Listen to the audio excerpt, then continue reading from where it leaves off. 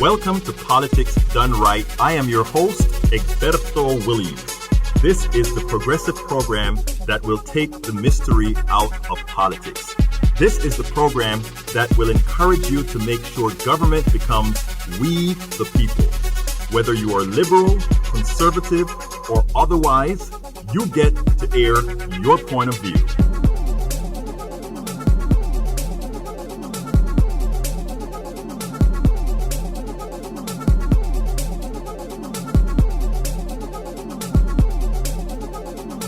Remember, you can also send me a tweet to EGBERTOWILLIES. That is, at Egberto Williams. Let us engage. It is politics done right. 1, 2, 3, 4. Well, folks, welcome to one more edition of Politics Done Right. I'm Egberto Williams, your host. Thank you so kindly for being a part of the show. We are going to have a great show for you today. Folks, as it turns out, let me tell you, if you take a look at what's going on in America today, America is, I don't want to say it's a mess, but you know what's going on. You know what's occurring in the country today. Folks, we are going to discuss a whole lot of this. We're going to be discussing about centrism. We're going to be discussing a whole lot of stuff. So what is the title of the program today? The title of the program today is Progressives Call Out Centrism for What It Is and Do Something About It. Progressives call out centrism for what it is and do something about it. I know that's a very, very touchy subject, folks.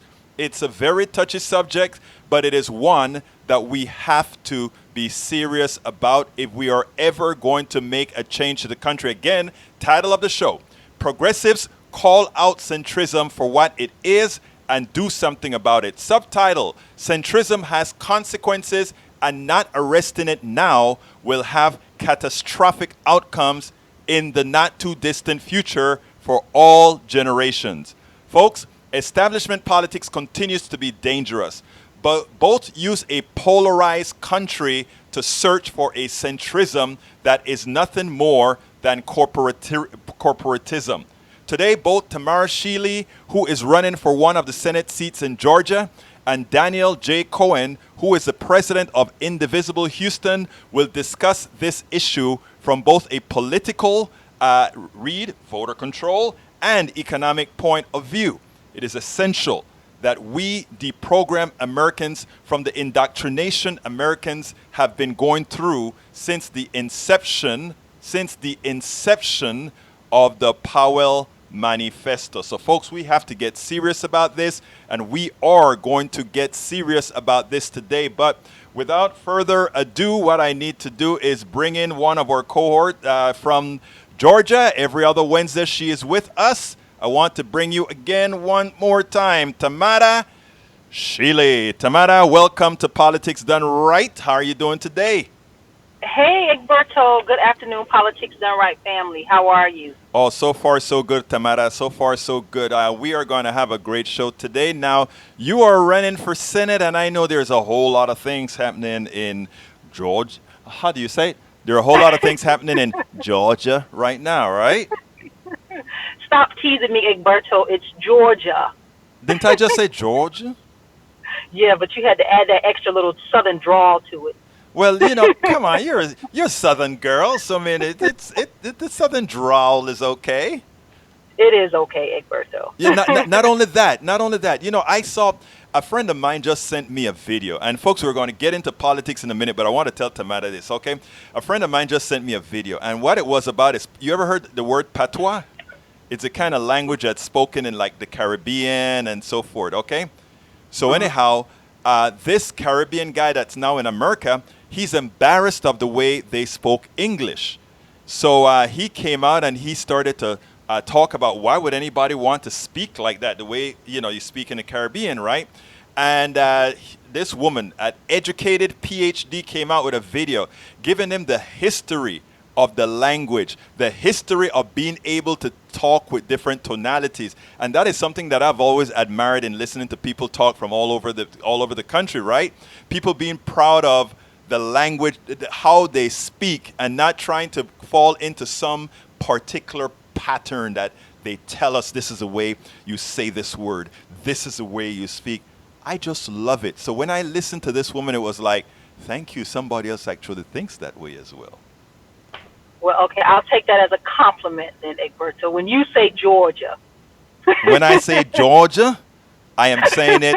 I admire the language and the tonality from all over the darn country. However it is people say their thing. Because, I kind of speak funny too, You do. Thank you. All right, there you go. So what's up? What do we have for today, my dear Tamara Shealy, U.S. Senate candidate for Georgia? Yes, Egberto, we've been watching, of course, right here in Georgia, our governor, and we've said this a lot for those of you that follow this broadcast, but, Georgia is about to make history with having 2 U.S. Senate races on the ballot at the same time in 2020. History, right? So all eyes will be on Georgia. One of those races is the Senator Isaacson's race, who Senator Isaacson is ill, so the governor has just appointed someone to that seat, and that actually happened today, Egberto. So that'll be the race that I will be running in. Now, who did he appoint? Her name is Kelly Loeffler, Loeffler, if I'm saying her last name correctly. She is one of the presidents or owners of the Atlanta basketball team. So, what does that mean? She's a Republican, right? Yeah, she's a Republican, but guess what? That wasn't Donald Trump's pick for us. Donald Trump wanted our governor to appoint Doug Collins, who's a congressman in Congressional District 9, I believe. And that's who Donald Trump wanted our governor to appoint. Our governor did not. So there's a rift right now inside of the Republican Party because our governor did not toe the party line according to what Donald Trump wanted. The way I see it, your governor can't toe the party line because Georgia could actually switch to blue before Texas does, based on what Stacey Abrams is doing out there with the voter registration and when bringing the people who normally don't vote, and those are people who are likely to vote progressive, into the fold. So he's probably just playing his cards the way he needs to play his cards. Oh yeah, and she's a woman. It's like 100 years. So yeah, he's trying to make sure he captures the women. She's borderline moderate. I think there's something about her supporting Romney. So there's all kind of talk around her that she's, I guess, not Republican enough, Republican-like maybe. So they didn't want her. The party, Donald Trump's part of the party, didn't want her. Wow. So yeah, so. They're not. There's some people that aren't happy, and Doug Collins has threatened to run against her in the November election. So that's going to be very interesting. Wait, isn't Doug Collins the guy that is the head of the ranking member of the judiciary right now that's making a fool of himself on TV? That's what I thought. Yes, it is. Yes. Okay, so he's talking about running. Well, he should, because I think he's tied himself so tightly with Donald Trump. I think he's tied himself so tightly with all of that look, a switch is going to occur with Donald Trump. Okay, there's going to be a switch when people wake up, and I don't know when it's going to be, but when that switch occurs, all those stooges that really towed the line, I think they're in trouble. That's my humble opinion. I don't know, but that's my humble opinion. Yeah, I agree. I think our governor did was very strategic. She's somewhere in between. They say she's a conservative, she's a Republican, but I believe she's able to capture the attention of the white women here in Georgia, and they're going to look into who she is and what she stands for. So she's going to pique their curiosity. So he's done something to kind of bring, he hopes, some people back into the fold and votes he'd like to see captured. So I thought it was very strategic. But I know who's going to win, and that's going to be me. But wait a minute. So she's appointed, and then the election occurs in November. But you have to. Do you have to win a primary, or is it a jungle? It's a jungle. No, it's a jungle. So all of us that are running will be on the ticket. And if nobody gets 50% plus one, there'll be a runoff. Oh, so there's a runoff if nobody gets 50% plus one. Okay. So I think with the amount of people that are likely to run, because there are probably going to be a lot of people that are going to enter right at the, right at that point.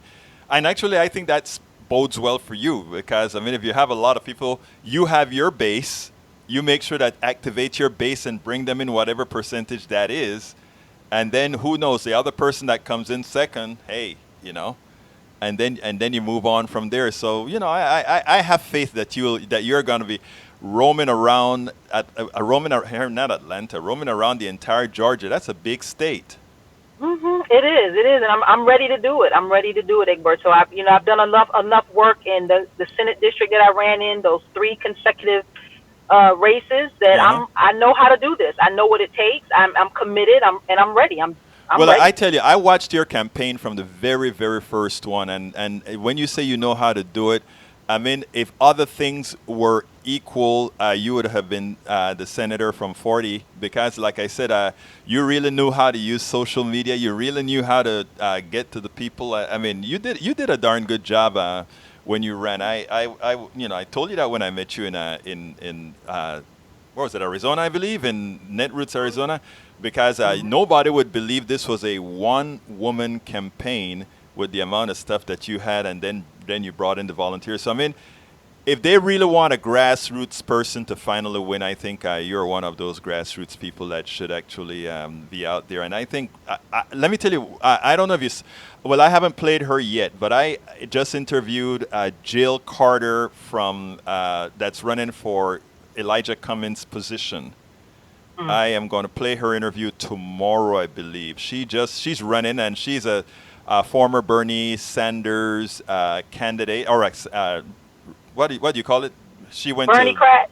You're right. She went to Philly with all of us. She was a delegate, a national delegate. I was a national delegate out there for Bernie, and it was pretty, So I mean, when her folks contacted for an interview, I said absolutely so, because I mean, hey, she had the requisite. She's a progressive. And she wants to shake the system up. And whose seat is she going to use to try to shake it up?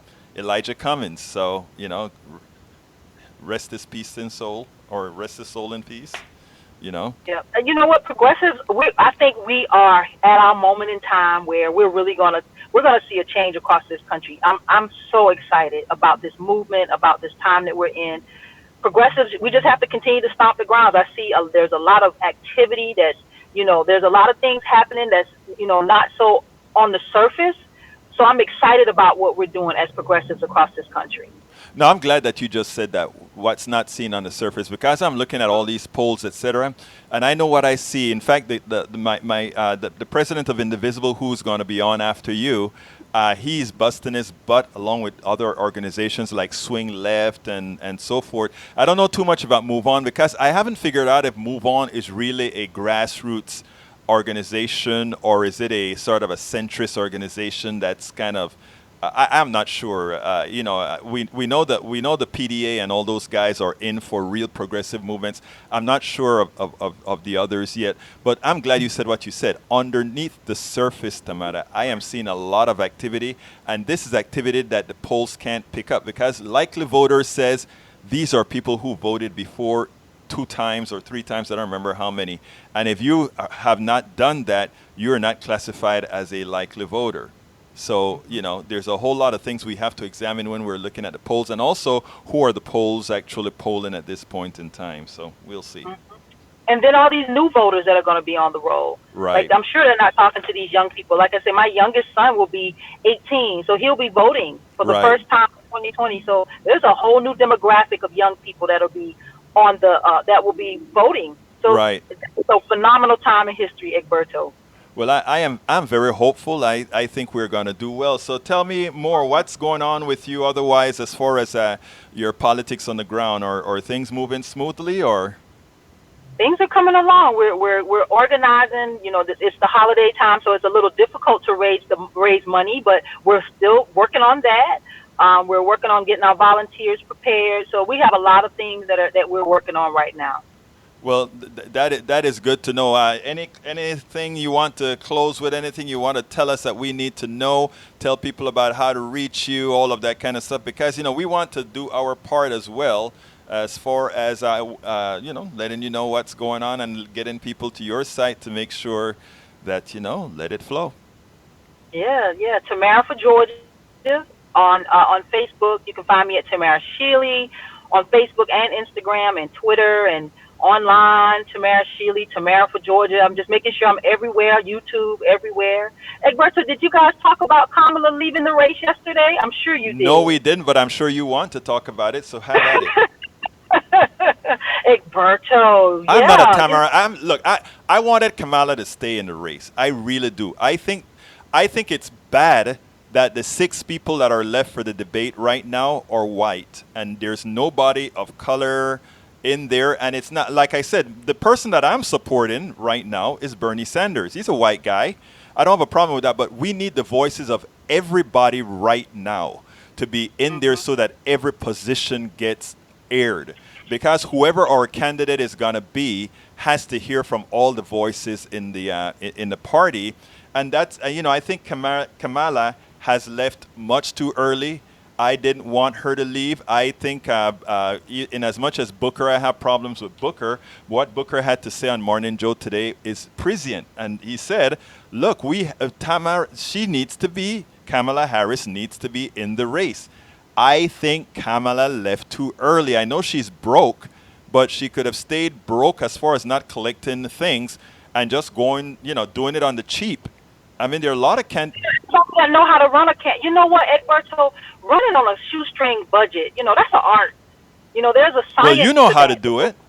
Yeah, I know how to do it. Yeah. But it's like people who are rich, and when they don't have money anymore, they're depressed and they're suicidal. They can't handle the pressures of not having this power that money gives them. And it gave her a certain position. I feel in the race that she couldn't handle. Like, how do you run this thing on a shoestring budget? How do you minimize your staff and organize people and maximize the dollars that you do have? It's an art to that. Well, you know what I think, Tamara, and you can tell me if I'm wrong or right, because you are closer to this than I am. You're a candidate, both state and now federal candidate, and I imagine all these outsiders want to get onto your campaign to make money off of your campaign. So when you start raising money, they are skimming all that money, a lot of that money away from you, and that's probably what's happening with Kamala. Isn't that what happens in these races? Oh gosh, yeah, and that's why I'm not trying to raise a whole lot of money. I'm not. I know how to do this on nothing. I know how to do this on very little. I know how to. I'm like, somebody was having a conversation, and someone said about me raising $5 million. First of all, I'm not trying to raise $5 million, and I'm like, I wouldn't even know what to do with it. Like, Right. I mean, I don't like. I know how to do this with regular, everyday people. I know how to with people that have a heart for this. When people have a heart for this, they do this. They'll wake up in the morning and do this for free. They'll go to bed at night doing this for free because they have a heart to do this. When you have a heart to serve, nobody has to pay you to do anything. So those are the people that I've been able to attract, people that believe in this campaign and believe in what I'm doing. They're not coming to me because I have money. As a matter of fact, they're staying the hell away from me because I don't have any money. So that's a good thing. But that is interesting because I want us to reach a position. I mean, you do need some money to do your flyers. You do need some money to do and you do need some money to eat. I mean, that's bottom line. I mean, yeah, what we want to do is we want to do it efficiently. Let me give an example. I was with an organization, and with this organization, we raised a couple $100,000. When we started to do the payouts, we raised a couple $100,000 from our people who supported our organization. But when it was time to pay people, we paid $10,000 to a promoter, another $10,000 to a writer to do that was going to. I mean, where the money is spent, I would have done the write-in for a month's worth of mortgage and something else, right? But these guys are political magnets. Vulture. Yes, I want it to be a little nicer. But, and what they do is they go around and they tell the candidate, you have to make all this money. And when you make this money, it goes into paying for this consultant and that consultant and that. And consultants that don't really know much, because the truth of the matter, the best consultant is found right there deep inside of the community. that person that is there within the community that don't ever get utilized. One of the problems, in my opinion, and you can tell me again if I'm wrong or right, let's even say with the Democratic Party, is they bring all these, we know what our demographics look like. We don't pay people within those demographics to tell us how to reach those people. We have guys out there in an ivory tower in Washington getting tens of thousands of dollars, if not more, to tell us how we think and what we are supposed to do, which usually means nothing to the folks out there. And you wonder why it is that we can't get the vote, because we're not going for the vote that supports us. We're going for a different kind of vote. And when we learn that, I think is when the magic is going to occur. Exactly. You can't bring outsiders into the community. You have to use locals. You have to reach people who know people, and they know people in intimate ways. Like they may have dinner with these people, or their kids may play soccer together, so they're able to have conversations and bring them into your campaign and bring the numbers. I can't imagine bringing outside operatives in, and the people that will help me from outside, they understand that they're coming in to support me internally, not to come in and take over. Well, that is great, Tamara. Well, look, let me tell you something.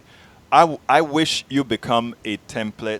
I would love for you to go out there and work the grassroots and build a network, however necessary, build a network of people power to go out there and show that it can be done. Because until we show that one can do it on a grassroots level, the Michael Bloombergs of the world, they're going to reign, because this guy has just started to saturate the entire airwaves and social media with his advertising, and he went from 0 to 5% in the national polls. From 0 to 5%. He went ahead and he passed Kamala Harris, everything, and that is probably one of the reasons that she dropped out, because she realized, well, she's not going to have that money to match, and none of these guys are going to have the money to match. And this guy, America is going to decide, Tamara, if an election in the United States can really be purchased. If this guy is not going to do any debates and do none of that, and still ends up with a high percentage of people who, just from advertising on TV, makes it, it's all over. I don't think he will. I'll give you a prime example. You remember when John Ossoff ran in the 6th congressional district right here in Georgia? He raised more money in his congressional district race than any candidate had ever in the United States. In the history of this country, nobody had ever raised that much money in a congressional race, and he lost. Right. Yeah, I mean, I hear you, but what we need, though, Tamara, is we need winners. We need people to go out there and show that a progressive message will get grassroots support, and irrespective of the dollars that's put out there by all these other people, that we can do it. And I sure hope, I am honestly on your side to go out there, for you to go out there and do a grassroots movement. Whenever you want to come on to go ahead and make a plea, you can use my systems to do that, because what we need winners. Yeah, I appreciate you, Egberto, and I love you, Politics Done Right family.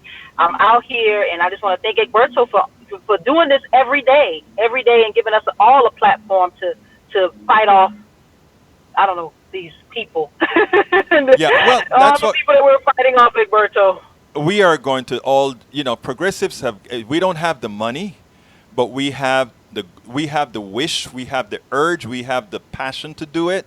So the thing about it, Tamara, is we just have to do it. And what I try to tell people is they do need to support us, however. They need to, we don't require the dollars that these presidential candidates ask for, but we do need those $2 and $3 and $4 supports from thousands of people to keep this stuff going. We do, and we appreciate it too, don't we, Egberto? Absolutely so. Look, Tamara Shealy, U.S. Senator. Well, you don't like senatorial, so let me do this again. Tamara Shealy, U.S. Senate candidate for Georgia. Please visit her at tamaraforgeorgia.com. tamaraforgeorgia.com. Support grassroots, my brothers and my sisters. Tamara, closing statement.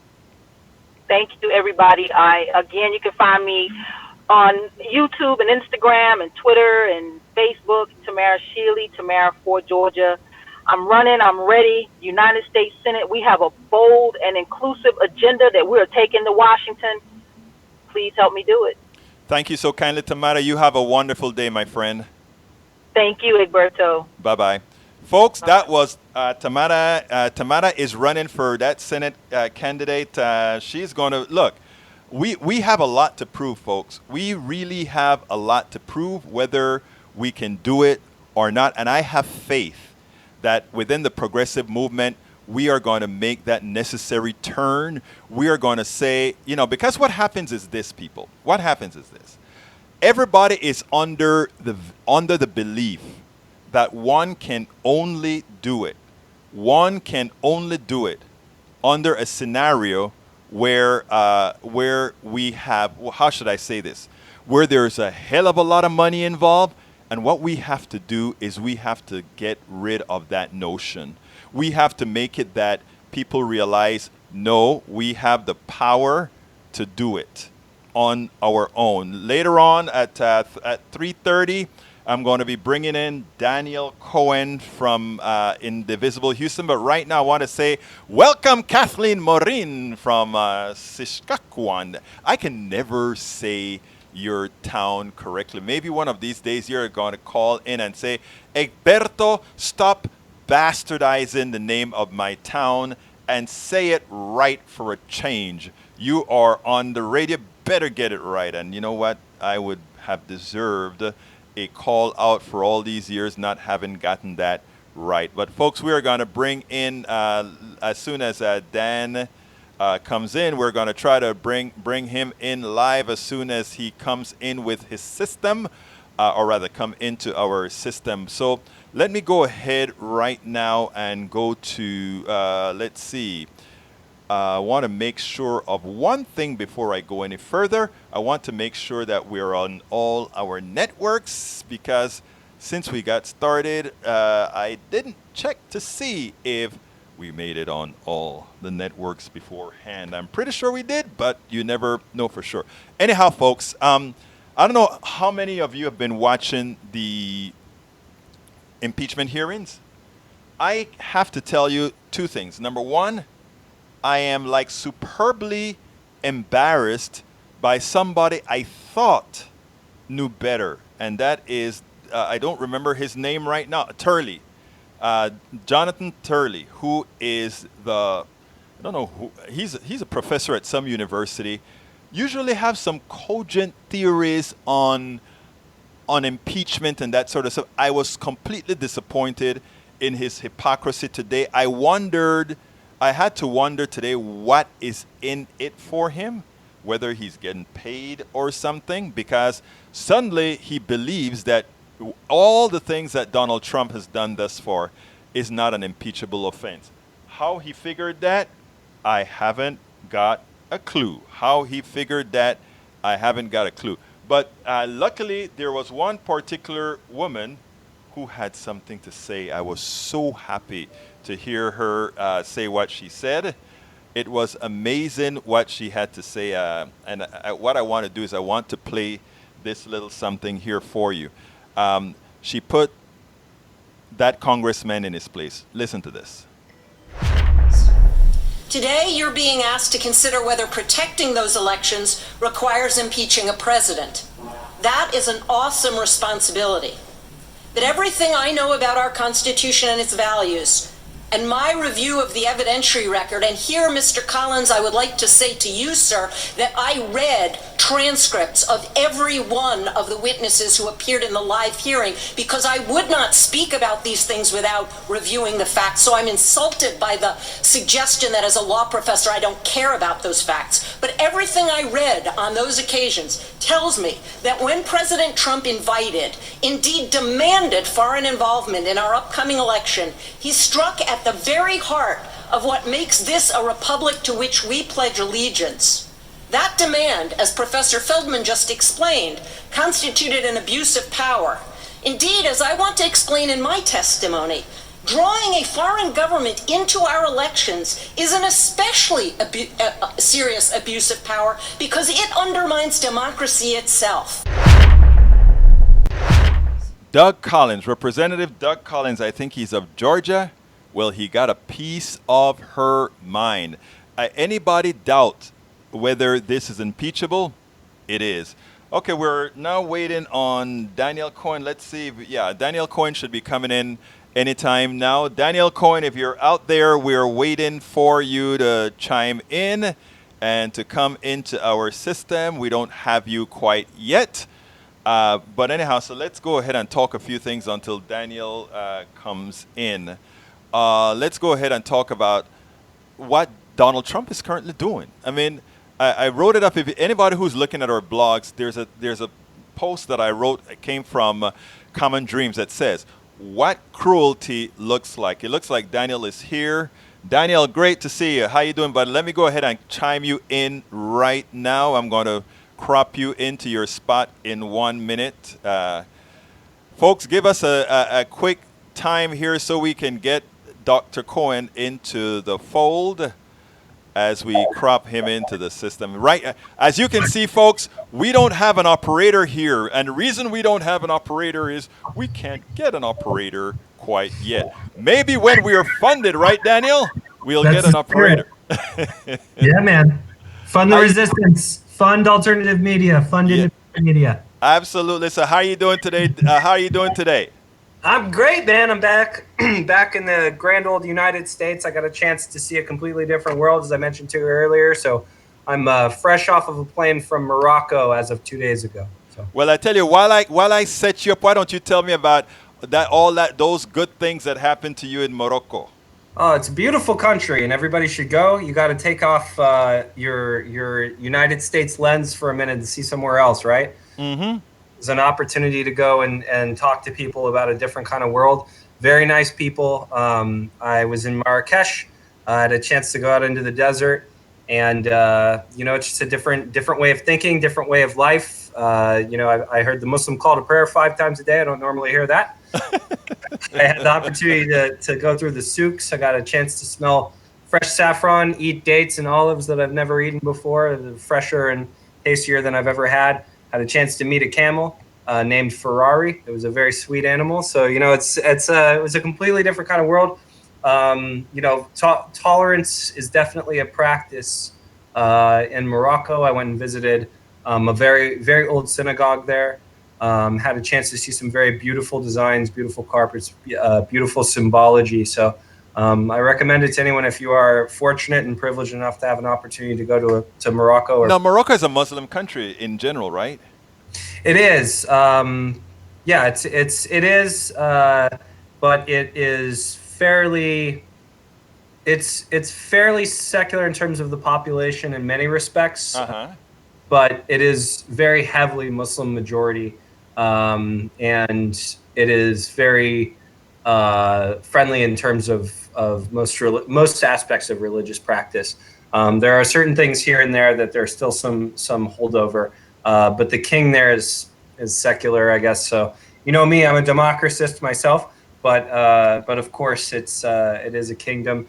But I would say maybe 1% of the people there are interested in something like a Saudi. Most people in the Muslim world are not interested in living in a sort of Saudi Arabia or something like that. That's most people, the funny thing about it is what you find is most people around the world are just your basic good people, just basic.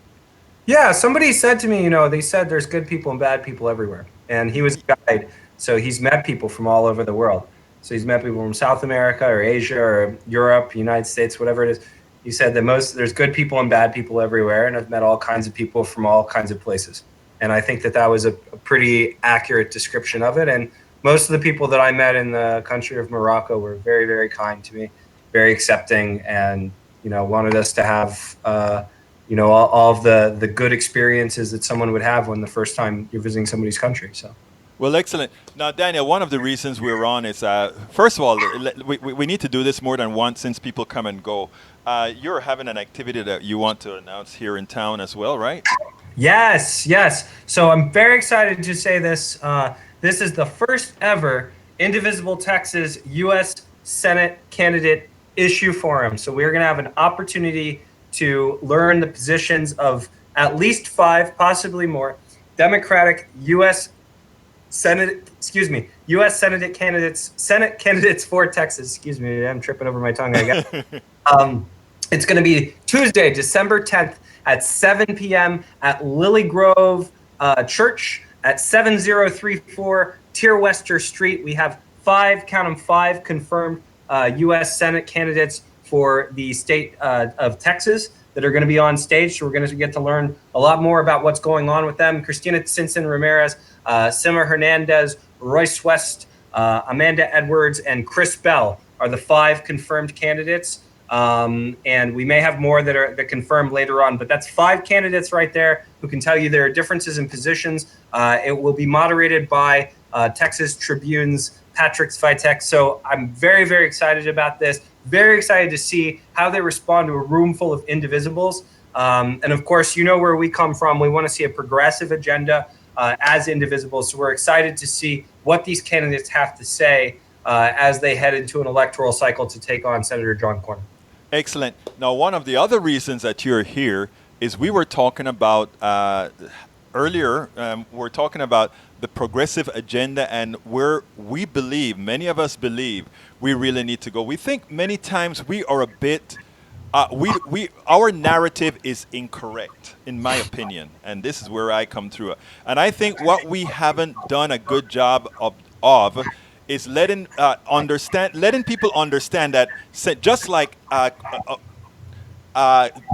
progressivism is an ideology and being on the right is an ideology, centrism is also an ideology. And what we also have to do is really take a look at the tenets of each of these and determine which one of these best fits our current situation, the current situation of all our citizens, and act accordingly. I think one of the issues that you and I discussed earlier was that the progressive movement, even though it is active and we want to do some things, for all practical purposes, it's too darn soft as far as calling out what's right about them and what's wrong, not only about people on the right, but what's wrong and what centrism is actually doing to the body politic and why it isn't the thing that's bringing people into our fold, bringing people into our vote. So why don't you expand on that if it is something that you want to expand on?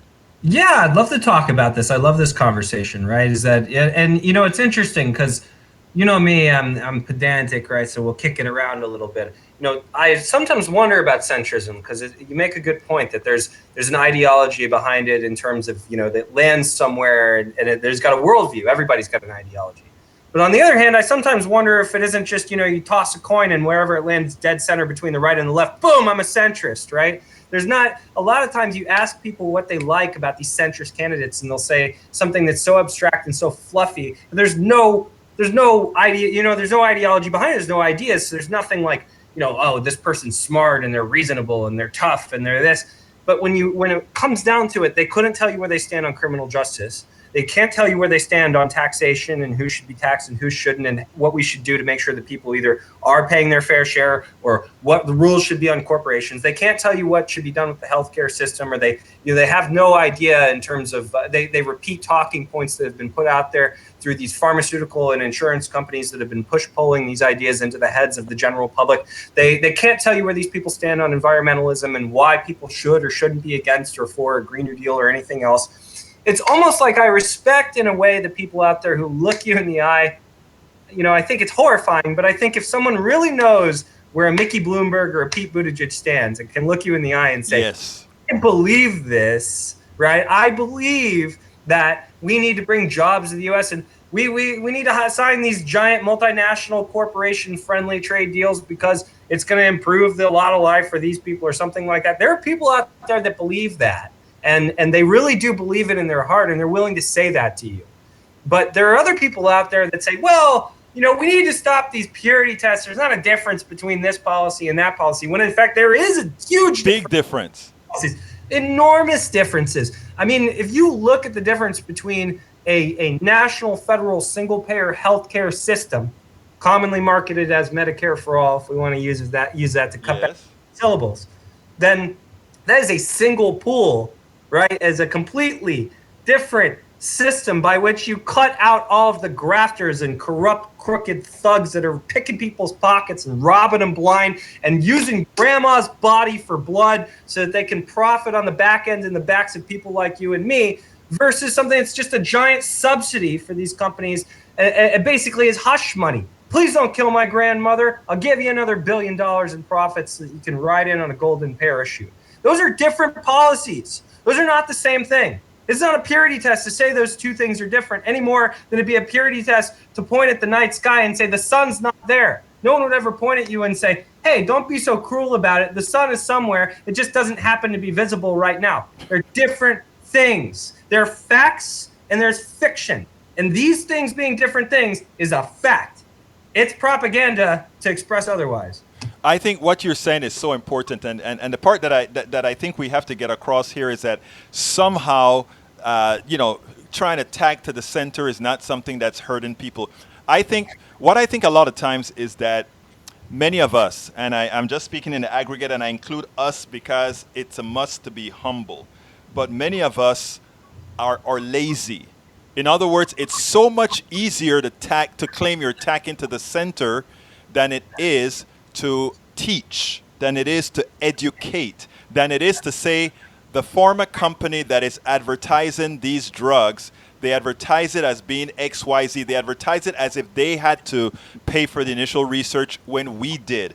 The company, there's a group now called for the Healthcare of America, Partnership for America's Healthcare. That's a new company. That's a new organization created to kill Medicare for all.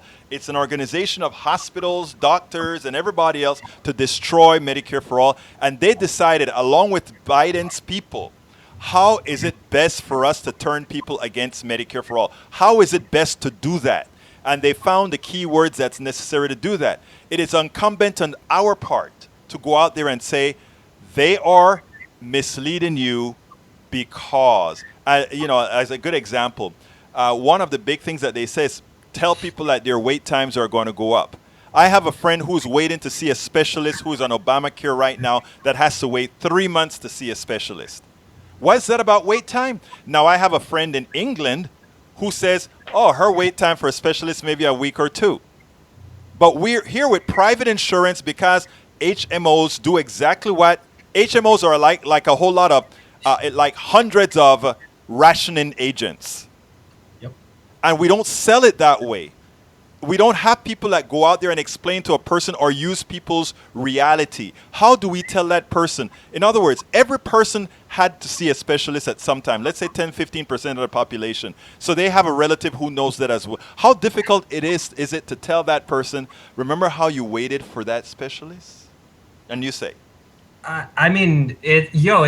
look, in 1992, 1993, one of the first things that Bill Clinton, if I remember this 100% correctly, because I remember most of the details here. Right. I'm pretty sure about this, and this is the most Bill Clinton thing to do in the entire world. He said, look, we could, we could push this policy or that policy. What should we come out of the gate with? It's going to guarantee to be highly popular with the American people. And I'm assuming that he was in a room and he said, what's the thing that people hate the most? And somebody said, I'm tired of telemarketers interrupting me during dinner. And he said, we're going to ban that, right? Almost everybody in Congress outside of Tim Ryan and like 7 other House reps with telemarketing, with call centers in their district voted for this thing, right? Had 93% approval rating, washed a bunch of auto dialer companies out of the market. It was like this highly popular sort of piece of legislation. Didn't exactly, widespread improve the lives of people everywhere, but people hated telemarketers, right? I think today the insurance representatives are pretty much the telemarketer. Right.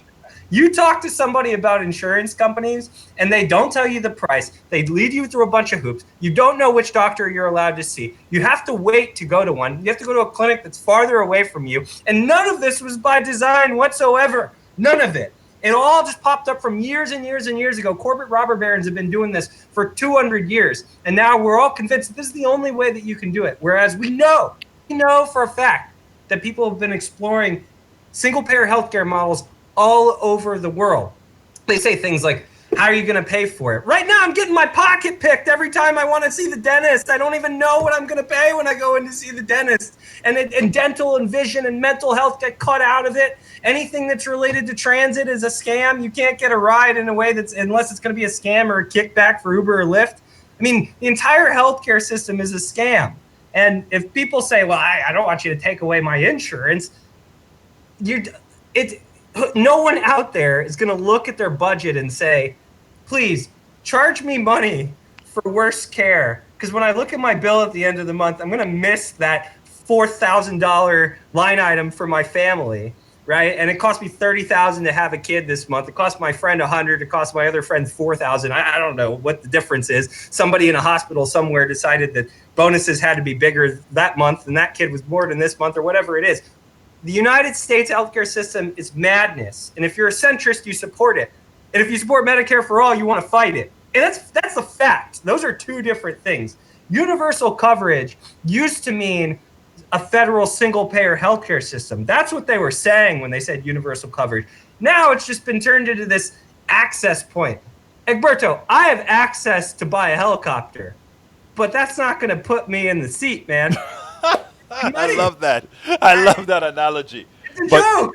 You know, that is so prescient. Let me tell you something, okay? And you are, again, remember I said right now, even progressives are a little bit too nice. I think we need to really tell people what is happening, okay? Centrist support for our current medical system. Centrist support for a system that is based on private companies taking a top line off of your monies, which also increases your costs and others, costs people their lives. Yeah. Many people have to forego health care because they cannot afford it no matter what. Even if they have Obamacare, they have Medicare or whatever, because even standard Medicare is 80-20. There's also still a donut hole. There are a lot of reasons why our current healthcare system is still killing people. And if you understand deep within your heart that that people are dying because they can't get care, you are saying that, first of all, you don't believe medical health is a right. Okay, I can deal with that. I can deal with you not thinking it's a right. But if you think it's not a right, and you also think it is okay for somebody to die because they cannot go to see a healthcare provider, please tell me what that says about you. And that is where centrists are. I hate to put it that graphic because nobody wants to feel like they're complicit. But when you do not support a system that gives everybody health care, period, punto final, you are complicit in having many of your fellow Americans die. You say, sir. You're absolutely right. And if we could pivot a second too, this is across the board. Because we've used healthcare. Healthcare is a useful example because it's just the system is just so maddening. But let's move to another system that's maddening in the United States, the prison system. Right? As if you believe in a centrist perspective on the prison system, if you believe in the middle ground on the criminal justice system, then what you believe in is mandatory minimums that disproportionately punish Black people, poor people, brown people, Latinos, immigrants. You believe that it's okay to punish people based on the zip code they're born in, based on who their parents were, based on what state they're in. You believe that it's okay to have disproportion between those things. And this does not make anybody safer. Nobody goes into prison and then comes out later on and says, you know what, that was the best possible experience. That was, and it's, right. The majority of the time, if you want someone to turn their lives around, it really has to be something that happens. Most of us, ideology, psychology, the way that we think is a very complicated thing. It does come partly through discussions, but it largely comes through experiences. The same way that a lot of people who start thinking the way that you do about healthcare, or the way that I do about healthcare, started thinking that way because they met someone who got sick, or because someone they loved got sick, or they themselves got sick. And the same thing is true of the prison system a lot of times. Unless you get screwed by the prison system, you don't think differently about the prison system. You buy into this tough on crime idea, but it doesn't make us safer to be tough on crime. And it's not tough on crime in the first place. It's tough on people. It's tough on families. You're cutting funding for education. You're cutting funding for all of the things that are social determinants for whether or not people go to prison, so that you can build more prisons, so you can pay for more cops, so you can incarcerate more people, and you can do it on taxpayer dollars. So you're doing it in our name. And that's not the same thing as somebody who wants real criminal justice reform. Those are two different things. Those are not the same thing. And most people don't look at the track record of some of the larger candidates out there to see the difference between these things. I hate to pick on her because I can pick on a million different presidential candidates right now. That's how many we're up to now, right? 1 million in the Democratic. Yes. But so I hate to pick on this person because I could pick on Mickey Bloomberg with his stop and frisk. That's a really good example right there. I could pick on Tom Steyer and say, get your billionaire butt out of this race. There's so many different people that I could point to say, get out of the Democratic primary. There's a guy who dropped the other day. I don't even remember his name. I was like, I said to myself, literally, who is this? The guy from North Dakota or South Dakota, yeah. I guess. I mean, he may as well be from Mars, right? I have no idea who he is. I don't even know if he's eligible to be president. I've never heard of the guy. What I tell you is that they haven't been gaining traction. But someone who I have seen gain a little bit of traction that's moved into the media has been referring to as a dark horse, roughly in 5th place, let's say, right? You got your Biden, Bernie, Warren, right? Those is Amy Klobuchar. Right. You hear Amy Klobuchar's name as sort of the 5th dark horse candidate. Right. And you hear a lot of this fluffy discussion about Amy Klobuchar. She's tough. She's smart. I like her. She's sharp. She's likable. She had a great debate. People say these soft kind of things. Well, here's the truth about Amy Klobuchar. Before Amy Klobuchar was a Senate, her stepping stone to that Senate seat was as a prosecutor in a small Minnesota county for 8 years. And if the Minnesota NAACP president pointed out that she did nothing to prosecute police violence, that there were police murders in her county that she did not prosecute. She didn't prosecute a single one of them. She didn't even approach a single one of them. She wrote editorials about being tough on crime, prosecuting truancy for kids who were out of school. You think a kid that's out of school, do you think you're going to solve the situation by throwing them into juvie or throwing them into detention or throwing them in prison? Obviously, the kid needs help. Amy Klobuchar decided to put the kids in prison. She started doing zero tolerance for minor drug possession offenses and things like that instead of advocating for people to have mental health services or, substance abuse services. What you get back in return from a lot of people is she's a prosecutor. She did her job, but that's wrong. First of all, she has discretion to prosecute certain things or not. So the way that you do your job as a prosecutor is partly determined by you. And in fact, you're the one in the driver's seat, right? So maybe she had certain guidelines in some situations, but in other situations, she could have dropped charges or she could have prosecuted differently, and she didn't. So that's one. Two, she wrote editorials in favor of these policies. Yes, it's there in black and white. It was very, very clear what she believes about these things. So for her to come out with a criminal justice reform plan that's supposedly so forward-thinking when she's running for president, it goes back to an old classic statement about, right, when someone shows you who they are, believe them. Don't believe the promises of a politician. Believe the track record that they showed you before. And this was a huge part of her political career. I mean, that's how she got to the Senate in the first place, was with the mass incarceration policies that led to the institutionalization, incarceration, murder, and family separation of black families, largely black families in Minnesota. And in Minnesota, which is largely white, she didn't have to pay the price. She didn't have to pay the piper because she was able to get a majority of the votes. I don't know about you, man, but if there's a room full of 10 people and 6 of them want to do something disgusting, that doesn't make it moral. And just because Amy Klobuchar was able to win elections doesn't mean that what she did was moral. And I don't want someone immoral in charge of the United States. I don't even want her to be VP or AG. So, I hate to pick on her, but if she's going to be the one that's gaining traction, then we need to talk about this. Amy Klobuchar is a worse version of Kamala Harris. Kamala Harris had some bad prosecutorial policies, but she was better than Amy Klobuchar, and she's shown contrition. She's been apologetic about it. She's changed her mind over time. And it's because Kamala Harris is more in touch with the needs of people who are black, brown, poor, immigrant, people who come from these communities. And Amy Klobuchar is not. And there's a difference between those two people, much less a difference between Amy Klobuchar and someone who's actually a criminal justice reform advocate. I am so glad it's you who said that, because it's something I wanted to say. But given that I've been on all of these centrists' backs, it's great to see somebody else who thinks alike. Daniel, we are almost out of time. Why don't you give me a quick closure?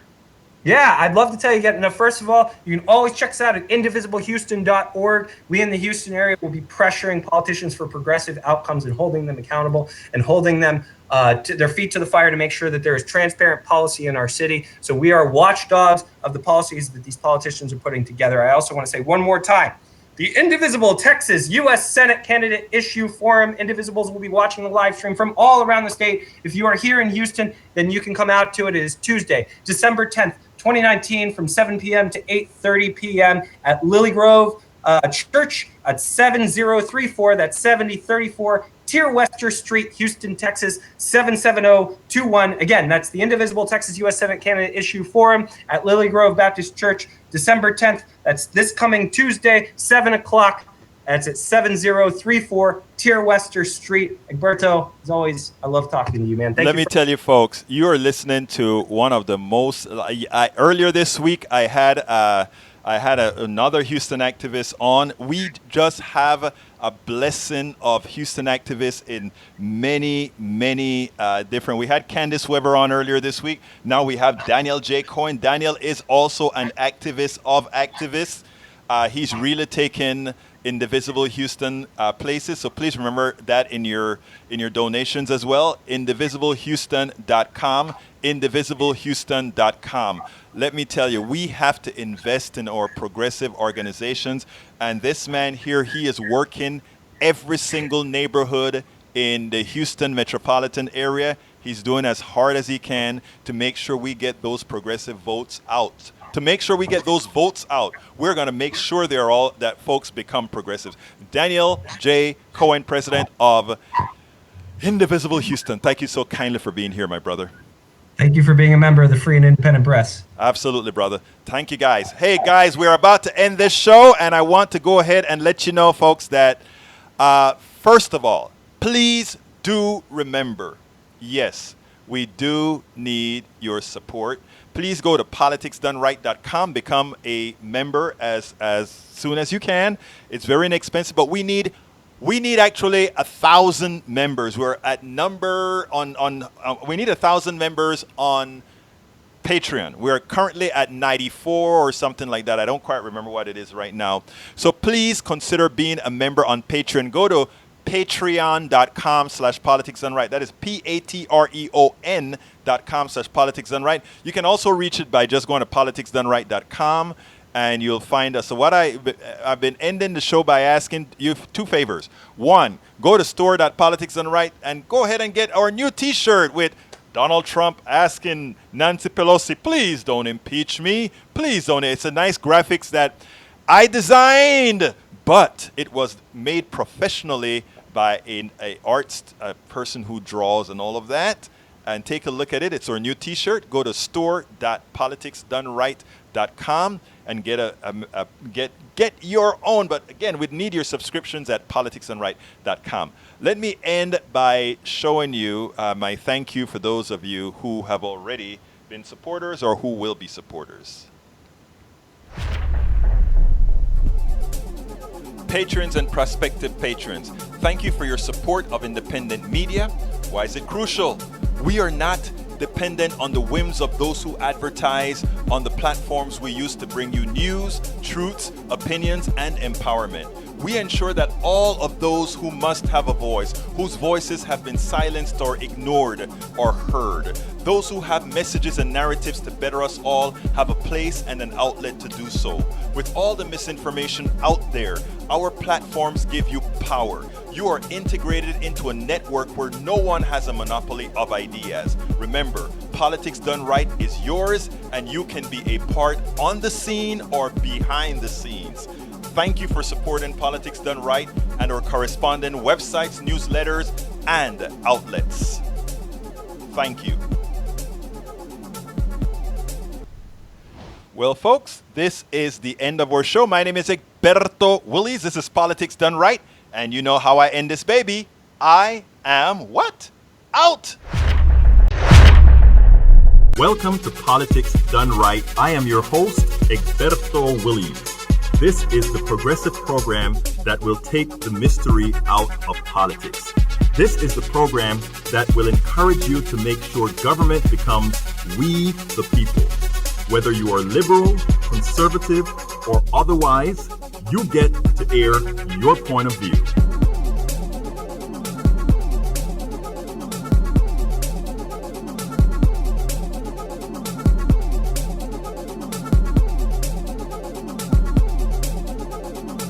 Remember, you can also send me a tweet to EGBERTOWILLIES. That is, at Egberto Willies.